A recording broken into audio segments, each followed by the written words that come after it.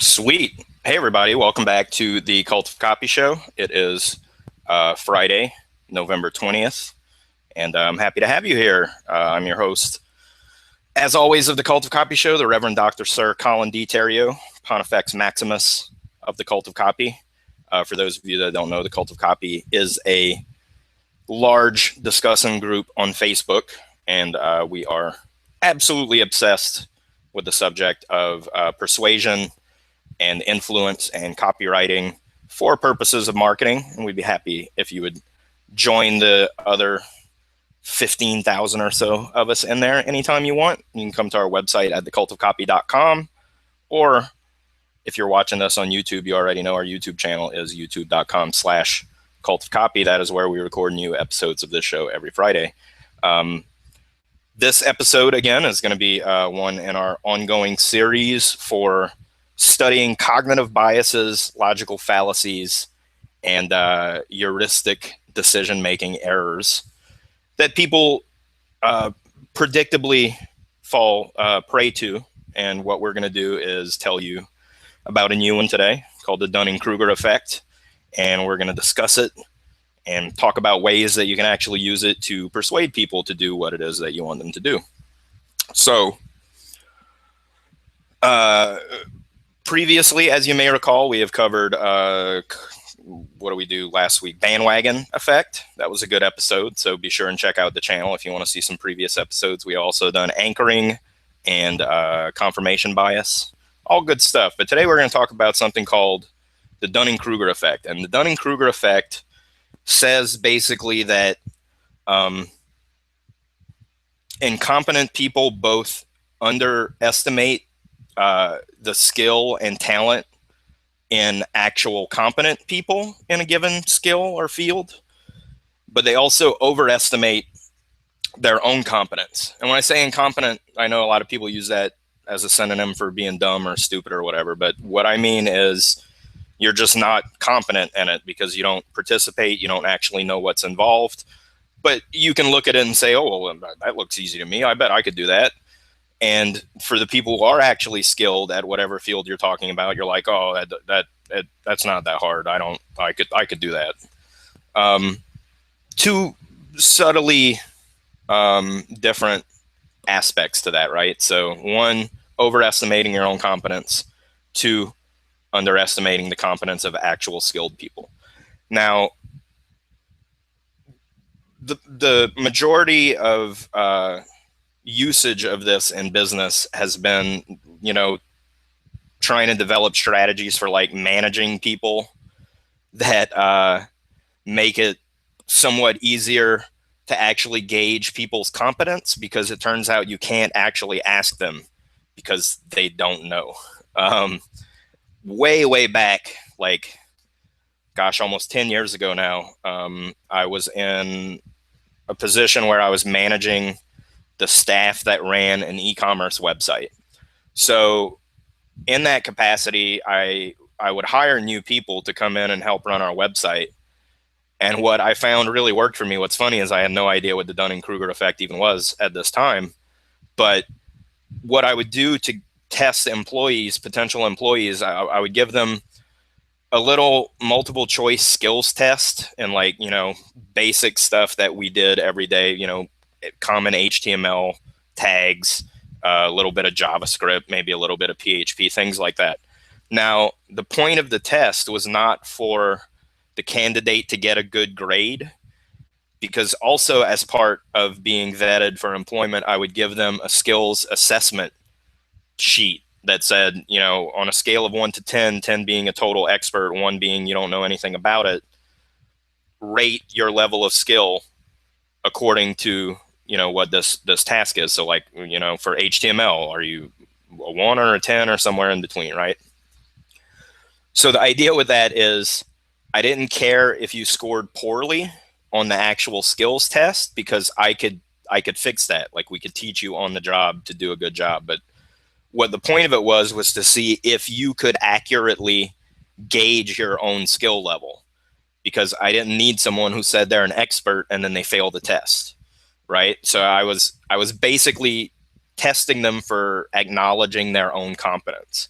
And it was surprising because the people who had like the best resumes, who seemed to have the best portfolio, would frequently overestimate their skill level, and then when they took the test, scored very poorly. I ended up usually hiring the better people that I hired. Usually ended up being people who did so on the actual skills test, but were honest about it and understood what their own skill level is. Because in my capacity as a manager, what I was concerned about is that I would say, hey, you go do this job. And you'd say, okay, boss, I'll go do that job.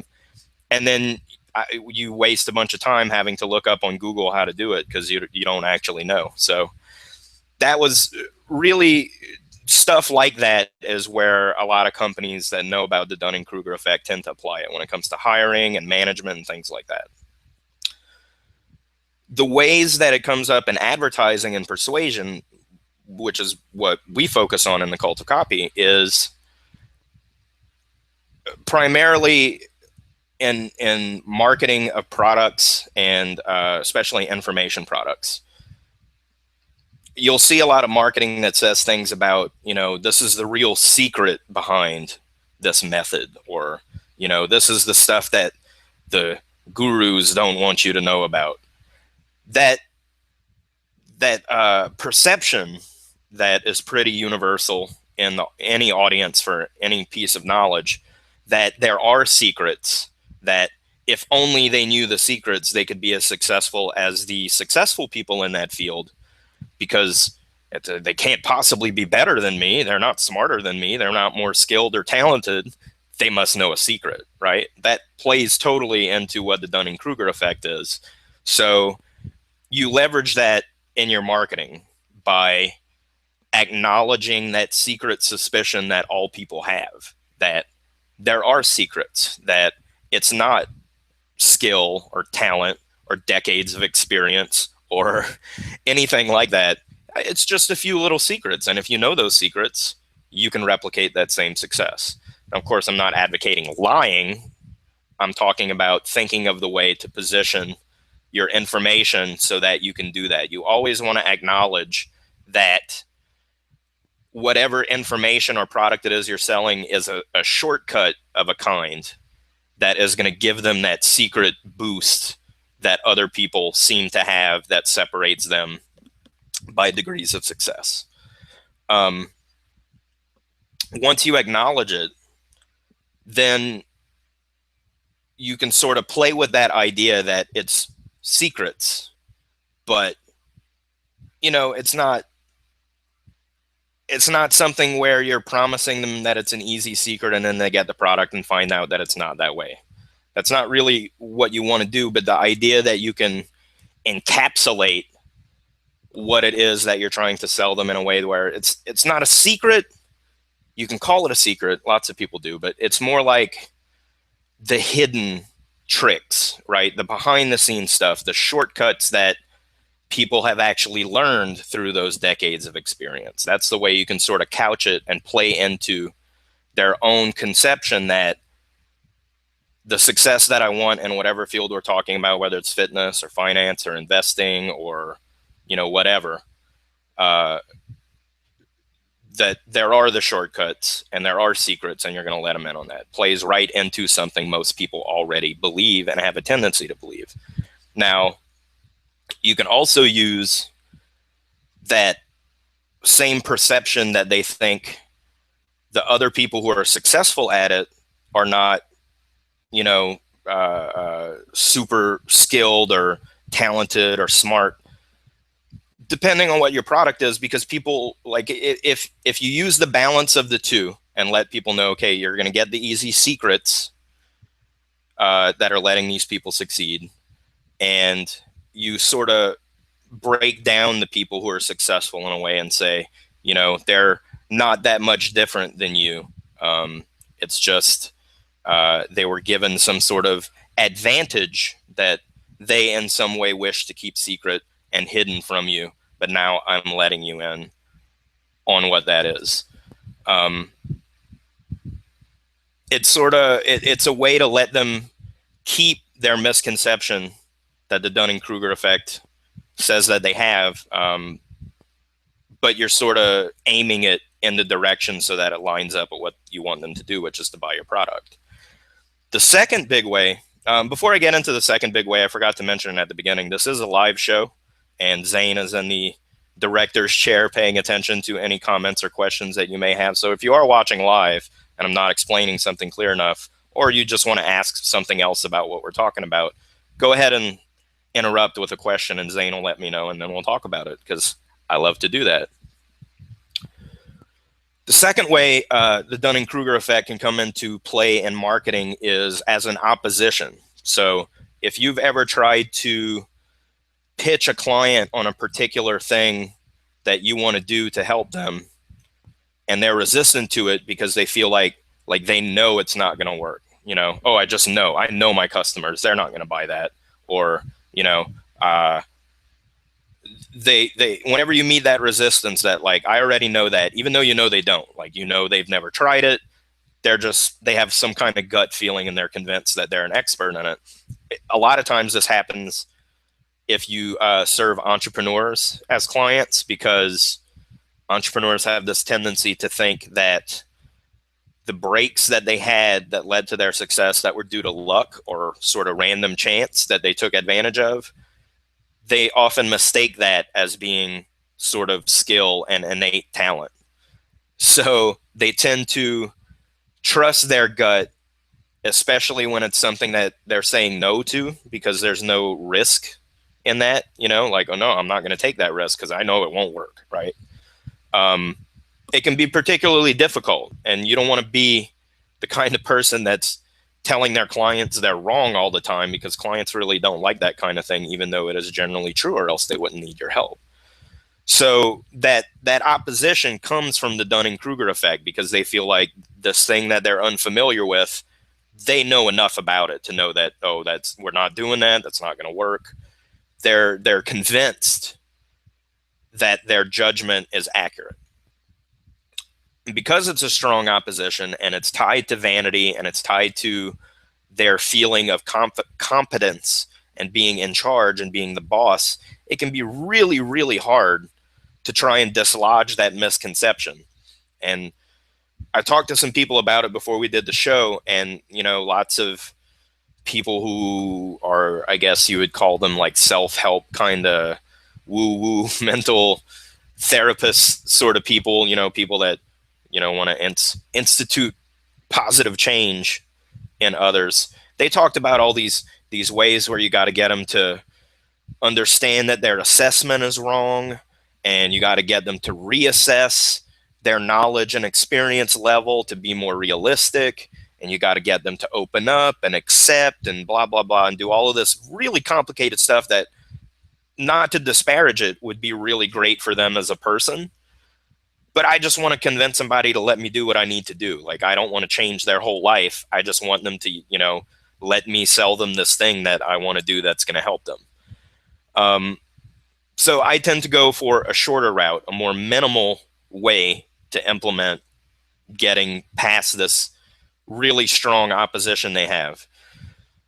The secret is you don't challenge it at all. You let them believe that, yes, you do have legitimate knowledge about this topic, and you would normally be right. But what you have to attack is you want to flip it around and convince them that somehow the perception and the belief that they have has been deliberately given to them by someone who doesn't want them to succeed, right? Somebody tricked you, somebody lied to you for malicious reasons, and that's why you would normally be right, but you've been had, basically. So I know it was, for example, if you were in my shoes as a copywriting consultant and I wanted to tell someone to make their funnel a certain way, and they're like, no, we're not going to do that. And I'll say, I don't know where you heard that this wouldn't work this way. I don't know what examples you're looking at. Maybe your previous guy gave you some bad information and you're basing your decision off of that. But that's not quite how this works, right? Now, the reason psychologically this lets them open up to considering that they're wrong without actually admitting they're wrong is because the fear of being taken advantage of being lied to, is stronger than the certainty that the Dunning-Kruger effect gives them about their own competence on the matter, right? So that confidence they have in their opinion is unshakable unless make them doubt it. And the way you make them doubt it is not by attacking their own self, right? You're not saying you don't really know. You're saying you know, but you got the wrong information because somebody misled you.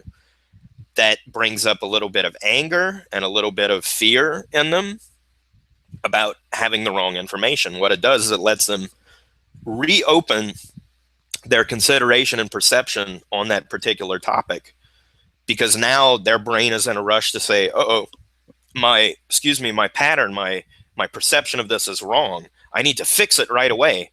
And since you're the one that's sort of poking holes in their safe confidence, you're the one that can give them the thing that they need to patch it up and make it okay. So to continue with the example, I'm talking to my client. I've told them that maybe their previous provider gave them some erroneous information based on who knows what. What I immediately do is you provide them third-party proof that you vouch for with your own personal experience. So you don't want to say, I'm going to tell you something different. You kind of want to couch it and have it come from another source that they can verify. So you can say, previous launches I've worked on have all done the funnel this way, and these are the results, which you can see having, seen those launches happen. And I helped institute that, so I know how to do it inside and out. So I can verify that these are the actual results that come from doing this. When you frame the argument that way, it almost pulls you out of the equation into the background, and it lets them retain control. So they're replacing the bad information with true information. They still get to be right, but the actual decision on how to move forward has to change now, and it changes in your favor. Hopefully I explained that well enough. I know it can get a little metaphysical there when you're messing with people's minds, but the main point in summary is that if you want to twist around people's resistance that comes from the Dunning-Kruger effect, where they think, oh, I know it all, I can do all that, I don't need to change or do it a different way, you attack the source of that knowledge and say that they were misled somehow, or that's what they want you to think, that's what your X provider told you because it made their job easier, or blah blah blah, anything you can think of. It puts a little dent, makes a little chink in their armor, and it allows you to persuade them and influence them in a way that completely preserves their sort of dignity and integrity in their own mind, because you're not attacking them. They're not stupid, they're not dumb, they're not incompetent, they're not wrong. You're not telling them they're wrong. You're telling them somebody gave you the wrong information and we're going to fix it. So combining those two together, I know I used a real, like a client example, but in copy, the same thing is true in copy, whether you're trying to sell a passive prospect, a piece of information, or a product of some kind. They can have that same opposition too. Like, oh, I thought I knew it all about, fitness. I thought I knew it all about dieting or investing. The way you can institute it in copy is, since you don't exactly know who you're talking to or what their literal exact beliefs are, you can project yourself into the story as the product creator or provider and say, I thought I knew it all. I thought I had all the experience that I needed. And I did. I was very skilled, but it turns out I had something wrong. And it's because I had the wrong information because, Google was lying to me or something, whatever it is that's relevant to you. I'm thinking of SEO there, where it's like, what Google says to do for SEO is not what you need to do, blah, blah, blah. So that's an easy way you can take that same scenario out of a person-to-person persuasion situation and apply it in copy. You use yourself as a proxy for them to say, I'm the one who thought I knew it all and had experienced it all. Now, to go back to the scientific side of it, the psychologists, Dunning and Kruger, actually put these experiments together. What they said you could do to get someone out of their misconception is actually give them training in whatever field it is. So once they are actually exposed to the training and they see how difficult it is and what degree of skill and knowledge and all of that stuff is actually required, then they sort of sheepishly, humbly readjust their thinking on it, and it sort of gives them a new respect for it. Now, the trick in that, when we're using marketing, you might have heard of a technique. I believe it was Frank Kern who popularized it, called results in advance, where when you're doing a launch of a product, you give them a small piece of it or a small simulation of it that some people can go and actually do during the pre-launch phase, execute and get results. And then those results can get folded back into the marketing to show, hey, this stuff really works, right? Essentially, that's what this is doing, is overcoming that Dunning-Kruger effect, which is it's letting people actually do a little bit of the training and reassess their skill level. Now, the trick with that is it's almost a little backwards, because the Dunning-Kruger effect says that you're going to overestimate your skill and ability. What happens sometimes in informational fields is that people overestimate the difficulty level and underestimate their own competence. And by using this little results in advance trick, where you give them a way to actually execute on it and show them that it's easier than they think, it does the same thing, but for the opposite effect, basically. It shows them that it is possible, that they are capable of doing it, that they're smarter and more skilled and able than they thought because of whatever it is that your product does. So that is yet a third way that you can use what the Dunning-Kruger effect is to your advantage in your marketing. That's really all I got. It's a short show today, unless anybody has any questions or comments or anything that they want to discuss. I'll check with Zane. I presume he's keeping an eye on it, though he normally is good about interrupting. If anyone has anything to add or ask about. Do we got anybody today, Zane? Not yet, but this is a great time, especially if the show's going to kind of have a short start. But, yeah, they don't all have to be the same length. Yeah. I'm not on a TV schedule. There's no dead air. Well, let's see. While you find folks, think about a question or a concern or comment or anything you would like to add, I'm going to look up what next week's episode is about so I can tease you with it. Let's see.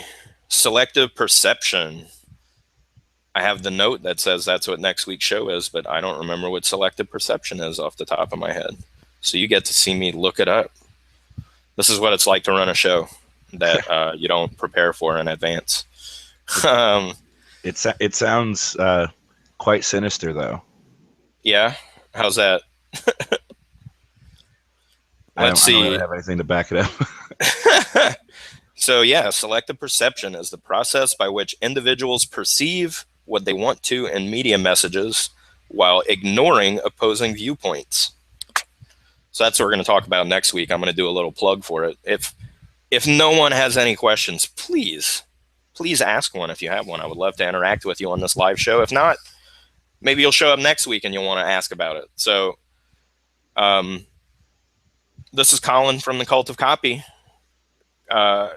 inviting you to join us next week, Friday at 2 p.m. Eastern, where we are going to talk about the selective perception effect, which is the cognitive bias that says you will tend to ignore and downplay any information that you get that does not support what you already think. And you will tend to focus only on pieces of information that seem relevant to what you want to pursue. Now, as you know, this ties in to what is it? The confirmation bias. Thank you, which we talked about in an earlier episode that you can look at on our YouTube channel.